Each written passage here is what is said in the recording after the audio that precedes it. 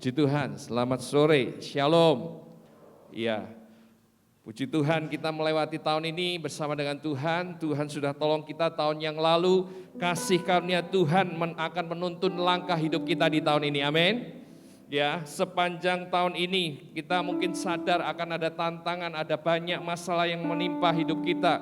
Tetapi saya percaya di dalam setiap tantangan, Allah Immanuel akan ada bersama dengan kita. Yang percaya katakan amin. Mungkin semua bisa berubah, tetapi Allah kita tidak pernah berubah. Janjinya ya dan amin. Dan biarlah setiap orang yang percaya pada Tuhan, hidupnya akan dipenuhkan dengan sukacita, damai sejahtera daripada Tuhan. Dan itu menguatkan iman kita melewati tahun demi tahun sampai pada kesudahannya. Ya. Nah, di dalam setiap kondisi yang ada, saya percaya tantangan-tantangan yang kita lewati, tentunya di balik itu juga ada hal-hal yang baik, peluang-peluang di sana. Dan saya mau katakan bahwa orang-orang yang bisa menyesuaikan dirinya ya dengan kondisi yang ada, mereka akan bisa bertahan menghadapi tantangan yang ada, berhasil menyesuaikan diri, dan mereka tidak kerepotan dengan perubahan-perubahan yang ada. Kondisi kita sekarang ini banyak sekali ya, di dalam tengah pandemi kita sudah melewati masa-masa di mana kita ibadah secara online juga.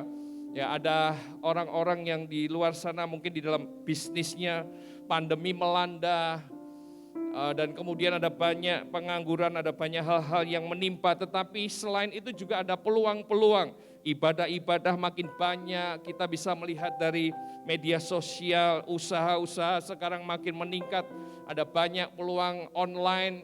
Ya, banyak juga teknologi yang maju menolong kita di dalam setiap permasalahan kehidupan yang ada dan banyak hal yang lain. Anak-anak muda sekarang yang bekerja, banyak yang bekerja di rumah ya, work from home gitu ya. Satu hal yang kita tidak pernah pikirkan, tetapi itulah yang terjadi di tengah-tengah dunia kita saat ini.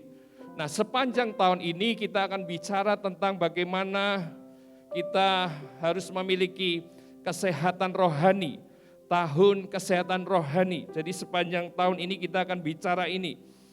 Ini adalah sebuah hal yang kita butuhkan untuk hidup di dunia yang sakit, yang sukar ini. Ya, ada kondisi di mana 2 Timotius berkata terjadi masa yang sukar.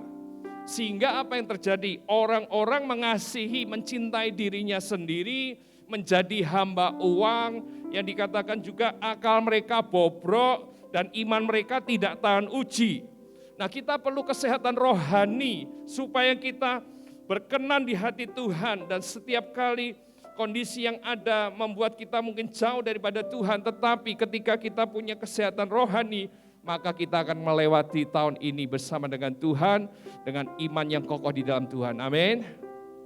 Nah, kita akan bicara hari ini tentang sebuah tema yang diberikan adalah memperbaiki mezbah. Ya, memperbaiki mezbah. Firman Tuhan diambil dari 1 Raja-Raja ayat 18 yang berkata demikian. Kata Elia kepada seluruh rakyat itu, datanglah dekat kepadaku, maka mendekatlah seluruh rakyat itu kepadanya. Lalu ia memperbaiki mezbah Tuhan yang telah diruntuhkan itu. Ayat 36 berkata, kemudian pada waktu mempersembahkan korban petang, tampillah Nabi Elia dan berkata, ya Tuhan Allah Abraham, Ishak dan Israel, pada hari ini biarlah diketahui orang bahwa Engkaulah Allah di tengah-tengah Israel, dan bahwa aku ini hamba-Mu, dan bahwa atas firman-Mu lah aku melakukan segala perkara ini. Jawablah aku, ya Tuhan, jawablah aku, supaya bangsa ini mengetahui bahwa Engkaulah Allah, ya Tuhan, dan Engkaulah yang membuat hati mereka tobat kembali. Lalu turunlah api Tuhan menyambar habis korban bakaran, kayu api, batu dan tanah itu, bahkan air yang dalam parit itu habis dijilatnya. Kemudian seluruh rakyat melihat kejadian itu, sujudlah mereka serta berkata, Tuhan dialah Allah, Tuhan dialah Allah. Nah, Bapak Ibu Saudara, kalau membaca seluruh ayat ini, akan Bapak Ibu Saudara bisa mengetahui ada seorang raja yang bernama Ahab. Dia memerintah bangsa Israel. Nah, semula bangsa Israel ada 12 suku, kemudian pecah menjadi 2 suku. Yang satu bangsa Yehuda, terdiri suku Yehuda dan Lewi, yang satunya 10 suku bangsa yang lain. Nah, Ahab ini adalah raja bagi suku bangsa si Israel. Dikatakan bahwa Ahab melakukan apa yang jahat di mata Tuhan. Dia menyembah Baal, dia mengambil istri orang Sidon namanya Isabel, sehingga menyembah Baal, membuat patung Baal dan Asyera.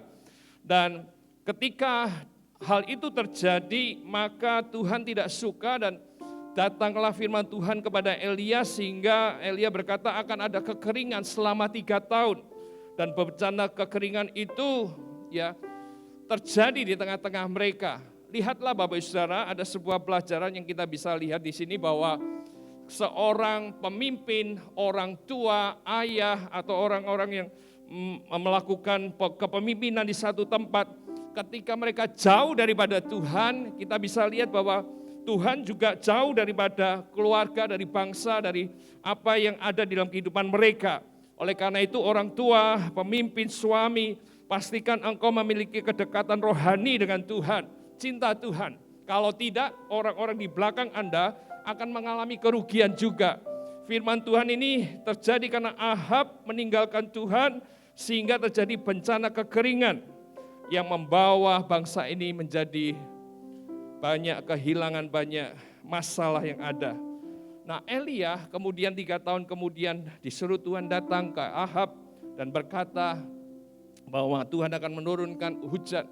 Ketika ketemu dengan Ahab, Ahab berkata, kamu ya, gara-gara kamu sehingga kekeringan terjadi. Tetapi Elia berkata, bukan karena aku, tetapi engkau meninggalkan Tuhan.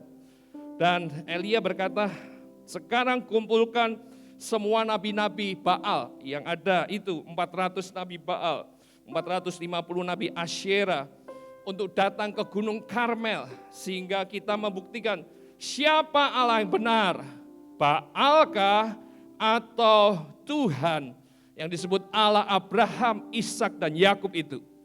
Dan terjadilah ketika mereka melakukan hal itu, maka dibangunlah mezbah. Nabi Baal membangun mezbah, di atasnya ditaruhkan daging kurban, kayu bakaran. Syaratnya apa? Tidak boleh dibakar dengan tangan manusia. Dialah minta api daripada surga turun. Mereka melakukan ritual tetapi tidak terjadi mujizat. Tetapi ketika Elia pada akhirnya berkata dan mulai membangun mezbah yang dikatakan, yang diruntuhkan itu. Dan dia membangun mezbah di atasnya korban bakaran, kayu yang ada dituangi air. Secara manusia, api tidak akan bisa nyala di atas air yang ada, karena airnya banyak sekali. Tetapi kuasa Tuhan dikatakan bahwa korban bakaran, kayu api, batu dan tanah itu, bahkan air yang di dalam parit itu habis dijilat oleh air. Sehingga orang Israel berkata, Tuhan dialah Allah, Tuhan dialah Allah. Elia datang memperbaiki mezbah yang ada. Orang Israel jauh daripada Tuhan. Tetapi ketika Elia datang di sana, maka Tuhan ditinggikan. Nah, Bapak Ibu Saudara, mezbah itu tidak bisa dipisahkan daripada penyembahan.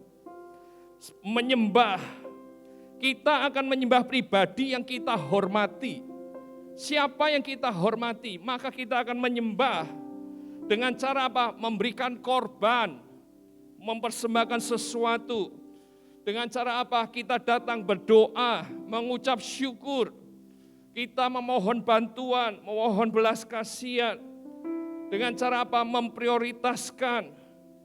Persembahan yang diberikan itu menunjukkan bahwa seseorang atau kita itu membutuhkan pertolongan daripada yang kita percayai, bergantung kepada Tuhan untuk belas kasihan, perlindungan dan berkat dan sebanyak mungkin yang kita butuhkan.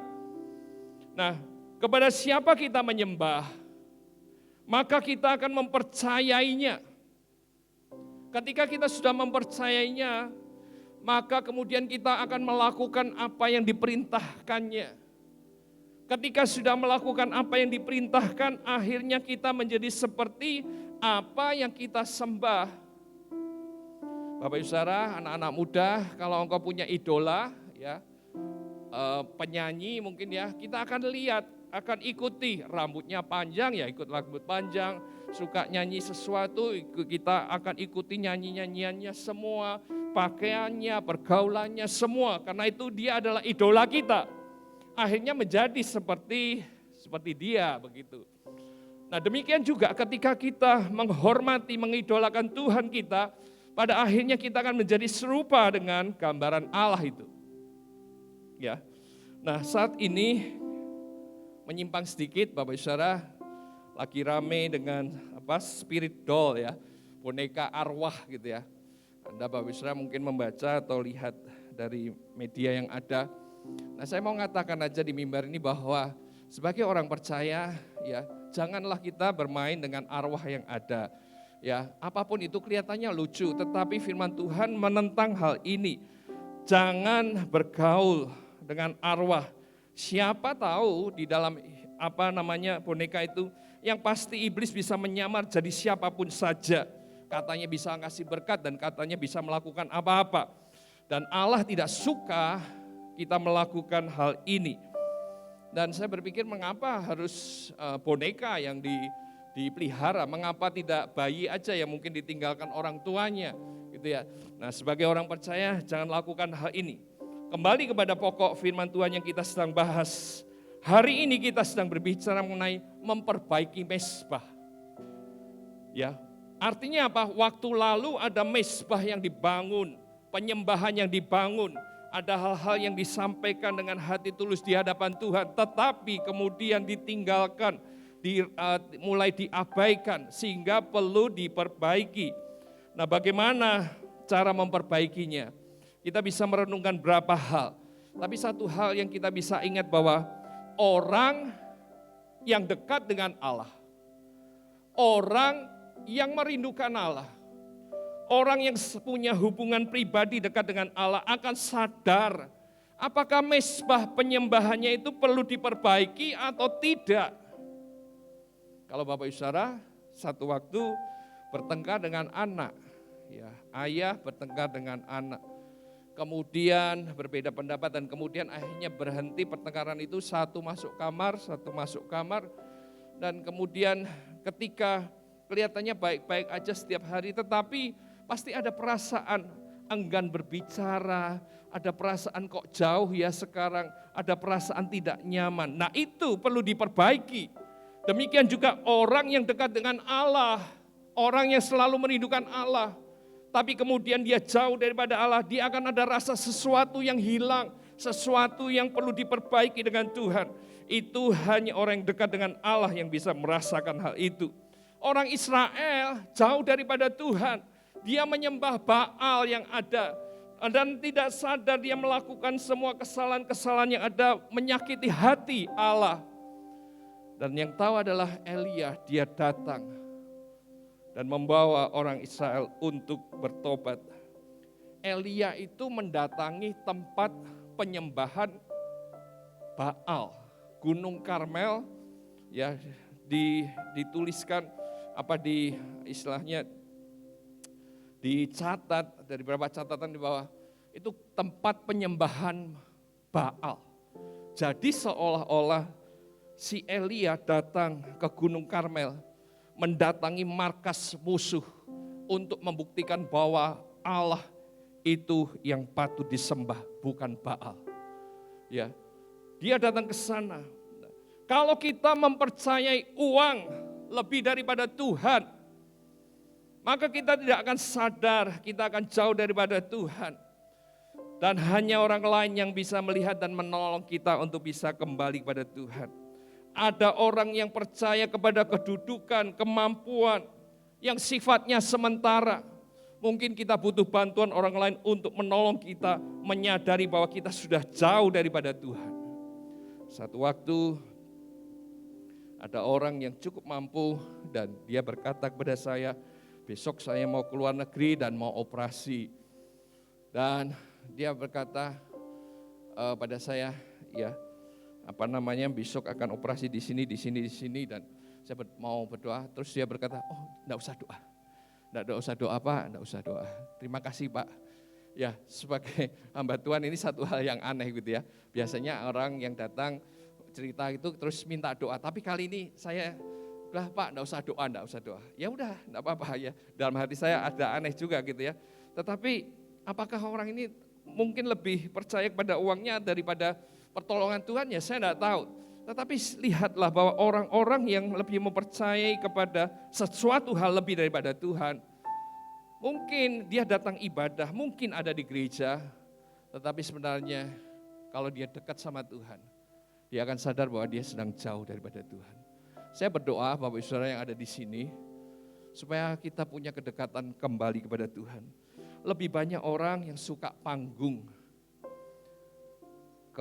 penampilan yang dihargai, semua yang kelihatannya wah, orang memuji-muji, daripada mezbah yang hanya ada korban, yang hanya ada penyembahan kepada Tuhan. Tidak menarik mungkin, tetapi Tuhan ingin kita membangun mezbah, memperbaiki mezbah yang ada, bukan membangun panggung yang ada. Pandemi ini mengubah banyak kehidupan kita. Ya, perilaku kita termasuk di dalam ibadah.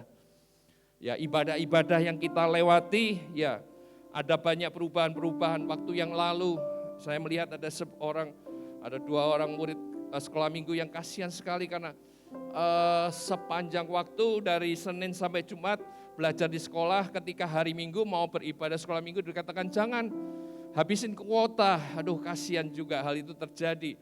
Orang-orang tua yang ingin beribadah tidak bisa karena tidak bisa aplikasi media yang ada, dan anak-anak tidak ada yang membantu dia. Ya, pandemi itu mengubah kondisi yang ada. Ya, sedikit orang yang mungkin waktu lalu enggan beribadah, alasannya tidak nyaman kalau online. Dan menunggu sampai pandemi selesai. Ternyata pandemi juga tidak selesai-selesai. Pandemi A, pandemi B ya, namanya berubah-ubah sampai sekarang masih ada. Ya, kemudian juga pandemi saat ini sudah mereda. Ketemu dengan orang-orang yang waktu lalu ya masih enggan beribadah online, tapi sekarang sudah ada kesempatan ibadah, tetap aja juga tidak mau beribadah. Dulu waktu pertama kali ibadah online datang dengan mandi dan kemudian duduk di depan televisi, HP dengan sungguh-sungguh. Tapi mungkin 2 tahun berlalu, saat ini mungkin kita tidak merasakan hal itu. Yang saya tahu mungkin ada beberapa orang yang sedang beribadah online. Ada orang-orang yang menutup kameranya dan melakukan aktivitas makan dan macam-macam. Tapi syukurlah kalau kita bisa ada bersama-sama di dalam gedung gereja ini, kita bisa sama menyembah Tuhan. Yang saya mau katakan bahwa kalau pandemi ini mengubahkan kecintaan kita sama Tuhan, kalau pandemi ini mengubah kerinduan kita akan berdoa, mendengar firman, memberikan persembahan kita, makin luntur, makin jauh daripada Tuhan. Tidak ada kegairahan lagi ya, untuk datang kepada Tuhan, melayani Tuhan dengan sungguh hati. Saatnya kini kita harus memperbaiki mezbah kita di hadapan Tuhan. Hanya Anda dan Tuhan yang tahu. Dulu begitu cintanya sama Tuhan, tapi sekarang rasanya pandemi ini membuat kita jauh daripada Tuhan. Kita perlu memperbaiki mezbah penyembahan kita di hadapan Tuhan. Dan saya membawa kita kepada perenungan bahwa apa yang kita bisa lakukan.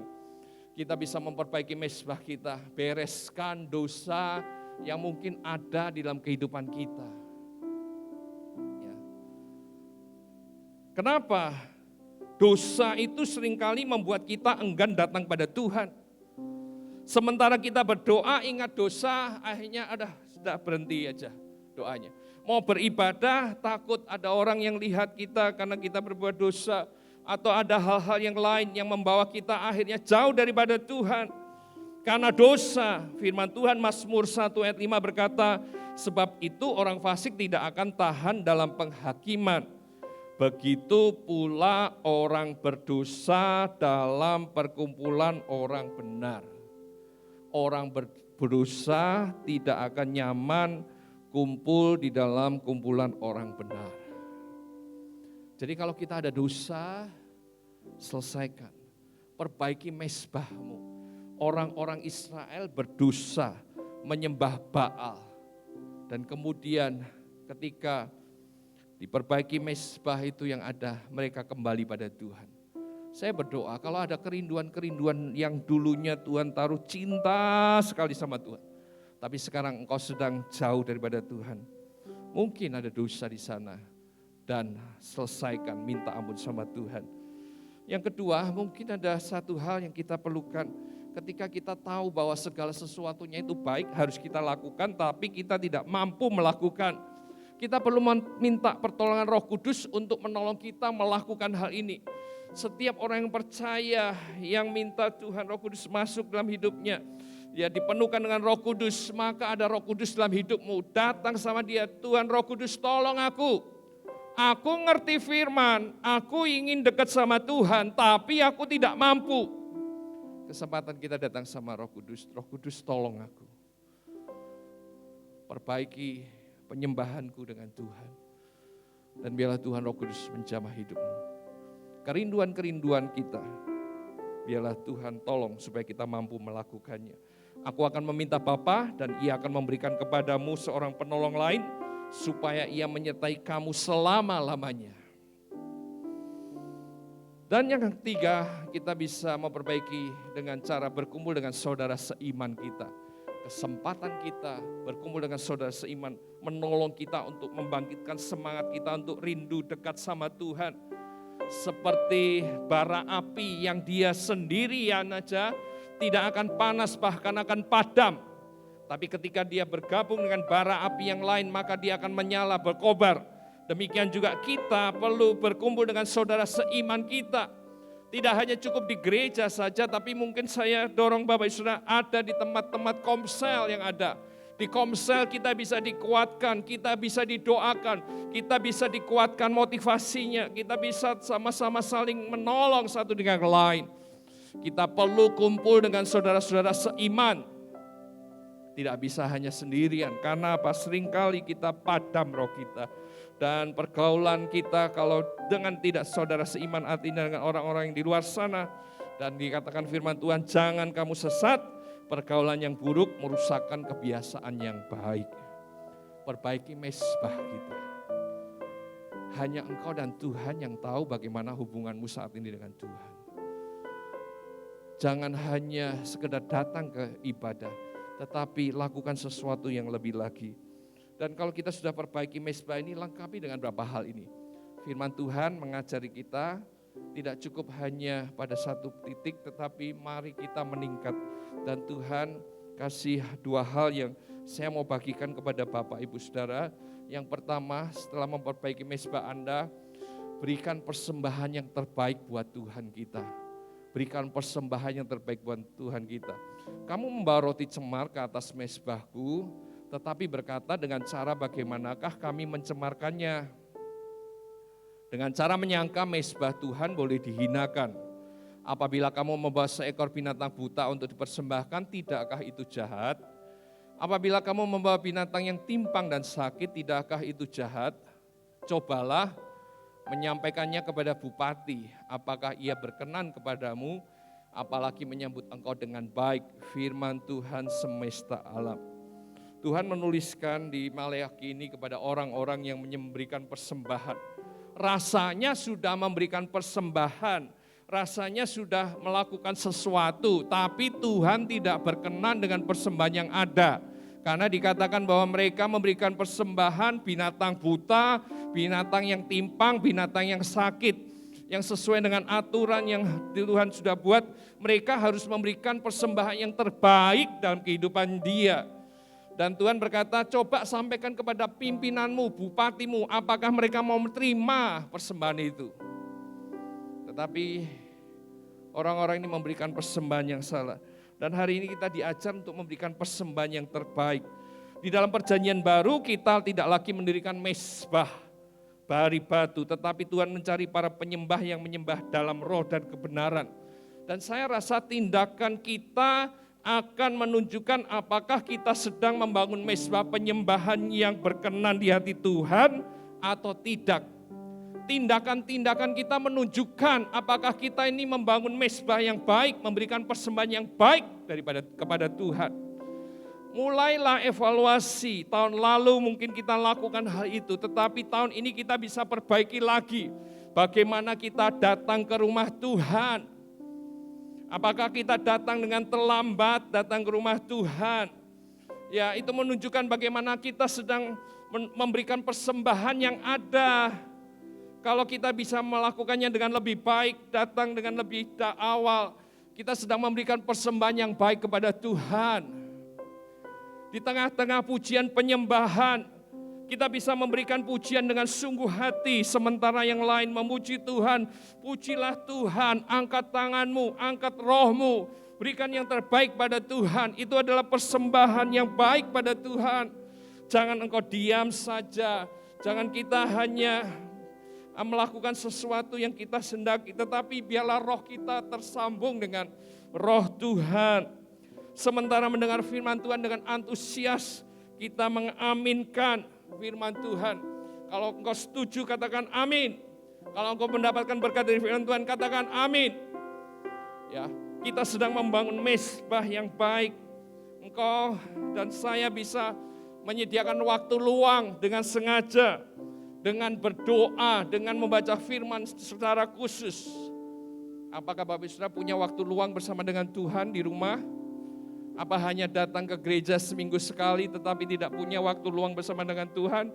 Kalau engkau berkata bahwa ingin memberikan persembahan yang terbaik bagi Tuhan, berikan waktu yang disengaja bersama dengan Tuhan, duduk diam, baca firman Tuhan, renungkan dan lakukan firman Tuhan.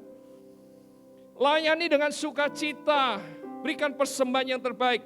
Pelayan-pelayan Tuhan, saya mau katakan bahwa bukan hanya keterampilan yang dibutuhkan, tetapi engkau butuh Roh Kudus membawa engkau ya untuk menyatakan kuasa Tuhan bagi jemaat Tuhan. Karena jemaat Tuhan bukan butuh penampilan kita, tetapi membutuhkan kuasa Tuhan supaya mereka diubahkan, supaya mereka bertobat, supaya mereka kembali pada Tuhan. Pelayan-pelayan Tuhan, mari datang bersama-sama, berdoa bersama-sama. Engkau harus punya waktu di rumah bersama-sama dengan Tuhan. Pelayan Tuhan, engkau punya waktu bersama-sama untuk dengan teman-teman pelayan lain untuk berdoa bersama-sama. Itu artinya kita sedang memberikan persembahan yang terbaik dari kita kepada Tuhan kita. Bukan memberikan yang sisa. Bukan memberikan persembahan yang cacat. Bukan memberikan persembahan yang apa adanya. Roh manusia akan diubahkan Tuhan ketika mereka ketemu dengan Tuhan. Orang tua yang di rumah, bangunlah sesuatu yang baik. Sehingga apa yang kita bisa berikan kepada istri, anak, kepada orang-orang di rumah. Sesuatu yang baik karena kita memberikan persembahan yang terbaik pada Tuhan. Maka kita akan mengajar mereka untuk mencintai Tuhan, merenungkan firman Tuhan. Bahwa mereka datang beribadah, bahwa mereka untuk dekat sama Tuhan. Itu ada satu hal yang baik yang kita bisa bangun di dalam rumah tangga. Dan satu hal yang ingin saya sampaikan, ada persembahan yang diinginkan oleh Tuhan. Jadi persembahan yang dinantikan Tuhan sebagai ibadah yang sejati. Ini firman Tuhan berkata, karena itu saudara-saudara, demi kemurahan Tuhan, aku menasihatkan kamu, supaya kamu mempersembahkan tubuhmu sebagai persembahan yang hidup, yang kudus, dan yang berkenan kepada Allah. Itu adalah ibadahmu yang sejati. Satu persembahan yang diinginkan oleh Tuhan. Persembahan tubuh yang hidup. Bapak Ibu Saudara, tubuh yang mati tidak ada gunanya di hadapan Tuhan. Orang mati tidak akan menyembah Tuhan. Tetapi orang yang hidup yang menyembah Tuhan. Persembahkan yang tubuhmu yang hidup ya sebagai persembahan yang hidup, yang kudus dan berkenan. Ya, kehidupan yang hidup ini diberikan pada Tuhan dengan kehidupan yang kudus dan berkenan pada Tuhan. Mengacu kepada korban bakaran yang dilakukan oleh bangsa Israel, mereka melakukannya pagi hari dan sore hari. Dan dilakukannya setiap hari. Dan dari firman Tuhan ini mari kita belajar bahwa kita bisa mempersembahkan tubuh kita yang hidup ini, yang kudus, yang berkenan setiap waktu, setiap saat, setiap waktu kepada Tuhan kita berikan. Itu adalah ibadahmu yang sejati. Apa yang kita berikan kepada Tuhan?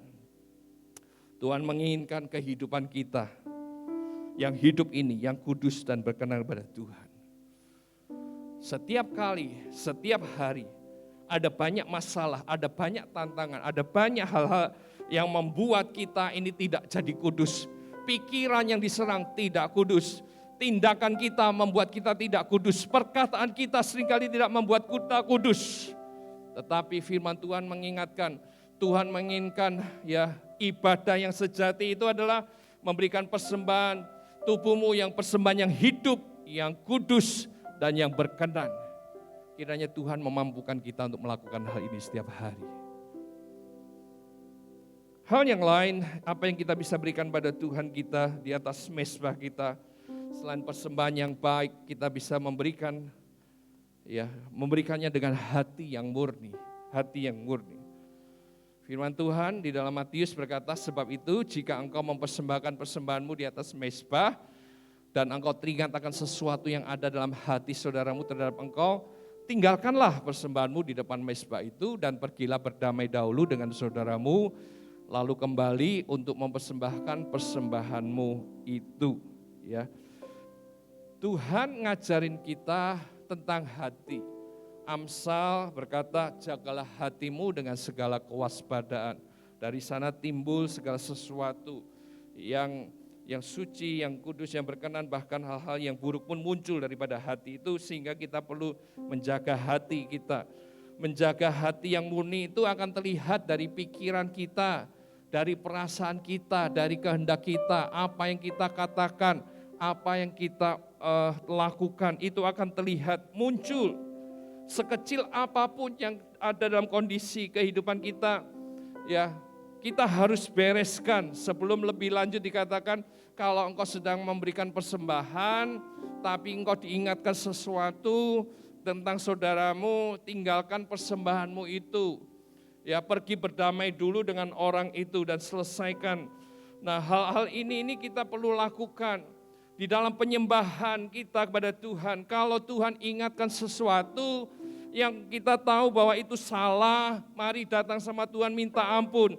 Kalau kita diingatkan sesuatu, kita ada masalah dengan istri, dengan anak, dengan orang tua, dan ketika kita sedang datang pada Tuhan, menyembah Tuhan, tapi itu harus mengganggu kita, pikiran kita, maka kita harus bereskan dulu dan kemudian kita lanjutkan.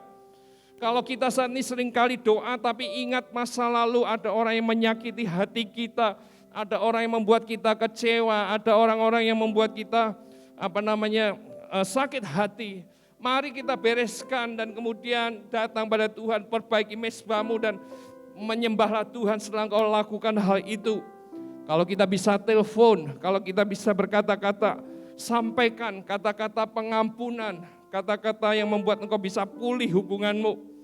Ya, di sana perlu pengampunan. Pengampunan itu kan bicara kerelaan buat kita untuk melepaskan hak menuntut balas. Kalau dia menyakiti aku, harusnya aku balas. Tapi ketika kita melepaskan pengampunan, aku berkata, enggak apa-apa. Aku bisa mengampuni engkau jahat pada aku ampuni engkau. Ya, kita tidak menuntut balas. Kita tidak minta keadilan. Kita berkata enggak adil. Tetapi ketika kita melepaskan pengampunan, kita bisa menolong mereka melepaskan hak keadilan itu dan memberikan pengampunan dengan rela hati. Tidak membela diri. Di dalam rumah tangga, di dalam pelayanan, ya. Di dalam pelayanan-pelayanan itu ada banyak kasus Bapak Ibu Saudara, ada hal-hal yang tidak diketahui oleh jemaat. Latihan yang kadang-kadang bisa benturan, ya, ada orang yang datang terlambat, menjengkelkan yang lain, ada yang datang melayani dengan seadanya, ada banyak hal. Tapi kalau kita sedang memberikan persembahan kita pada Tuhan, ya lupakan ya pelayanan kita dulu dan kemudian selesaikan dulu. Ketika kita menyelesaikan semuanya, saya percaya kuasa Tuhan akan lebih lagi dinyatakan. Seringkali kita meremehkan hal-hal seperti ini. Tapi firman Tuhan hari ini ngajarin kita, kalau engkau ingat sesuatu dalam hatimu terhadap saudaramu, tinggalkan persembahanmu itu. Berdamailah dengan orang itu. Suami istri, ya, supaya doamu tidak terhalang, para suami, hormati istrimu sebagai teman pewaris dari kasih karunia, yaitu kehidupan, supaya doamu tidak terhalang. Suami-suami yang ada bermasalah dengan istri, firman Tuhan mengingatkan kita, bereskan pertengkaran, bereskan adu pendapat, saling mengampuni, memaafkan. Dan mezbah yang kau bangun di hadapan Tuhan, itu berkenan di hati Tuhan. Ya, selesaikan masalah-masalahmu sebelum berdoa, supaya penyembahanmu berkenan pada Tuhan. Pada akhirnya kesimpulan kita malam ini, bahwa mari kita bangun penyembahan kita melalui mezbah pribadi kita, yang kita bangun sengaja. Kita datang sama Tuhan, menyembah Tuhan, ya, punya hubungan pribadi dengan Tuhan. Bangun mezbah keluarga, Bapak Ibu, suami, istri, anak, bangun, ya. Bapak Ibu Saudara, bangun mezbah komsel yang ada, mezbah ibadah yang ada. Kita perlu ada di sana, perbaiki lagi kerinduan kita sama Tuhan. Hanya Engkau dan Tuhan yang tahu bagaimana isi hatimu tentang Tuhan. Ya, kalau kita sadar bahwa penyembahan kita, mezbah penyembahan kita berkurang atau hilang, perbaiki. Ini kesempatan di tahun yang baru. Datang sama Tuhan, Tuhan aku mau perbaiki mezbah penyembahanku supaya menyala lagi, berkobar-kobar, berantusias. Tuhan tidak memanggil kita untuk membangun panggung, tetapi membangun altar di mana kita datang sama Tuhan. Saya mau katakan Bapak Ibu Saudara bahwa di dalam Yesus, ya, tidak menjanjikan hal-hal yang kekayaan, segala hal yang kita nikmati di dunia, berkat-berkat kehidupan yang ada. Tidak, di perjanjian baru ada banyak tulisan tentang Abraham, Daud, dan raja-raja itu kaya semua. Tetapi di perjanjian baru Tuhan Yesus tidak pernah ngajar engkau datang ikut Tuhan Yesus jadi kaya dan semuanya, tidak terjadi, tidak ada tulisan seperti itu. Tetapi Tuhan Yesus datang untuk memberikan hidup yang kekal bersama dengan Dia. Ya, bagi yang percaya pada Dia. Dan saat ini saya mengatakan bahwa selalu ada pilihan. Kita pilih Yesus atau pilih Mamon. Kita pilih Yesus atau idola yang lain. Kita pilih Yesus atau sesuatu yang menyenangkan kita. Tergantung pada kita. Sama-sama dengar firman Tuhan, pilihannya bisa berbeda. Tetapi saya berdoa malam ini, kita semua memilih Tuhan Yesus. Amin. Bangun mezbah yang baik. Bangun hubungan yang baik dengan Tuhan kita. Apa yang kita lakukan hari ini Bapak Ibu Saudara akan berdampak di masa yang akan datang. Bapak Ibu Saudara perhatikan, apa yang kau lakukan hari ini akan ditiru oleh anak-anakmu. Kalau anak-anak kita tidak datang dekat sama Tuhan, lihatlah 10 tahun, 20 tahun yang akan datang. Apakah anak-anak kita dekat sama Tuhan? Tidak. Itu dimulai daripada hari ini. Karena apa? Penyembahan yang kita sungguh-sungguh lakukan sama Tuhan, ketika kita membawa mereka pada Tuhan, mereka akan ingat sampai masa tuanya, mereka tidak akan meninggalkan Tuhan. Oleh karena itu pastikan bangun mezbahmu, bangun mezbah kita, penyembahan yang sungguh-sungguh di hadapan Tuhan. Karena yang kita tanam hari ini, kita akan tuai kemudian. Ketika mereka mencintai Tuhan dari masa kecil, mereka melihat orang tuanya cinta sama Tuhan, mereka juga akan mencintai Tuhan. Kiranya Tuhan menguatkan kita semua untuk melakukan firman Tuhan dan senantiasa engkau memilih Tuhan, memperbaiki mezbah penyembahanmu di hadapan Tuhan. Kesempatan di awal tahun ini, baiklah kita semua punya komitmen mencintai Tuhan lebih lagi dengan membangun penyembahan kita di hadapan Tuhan. Amin untuk firman Tuhan.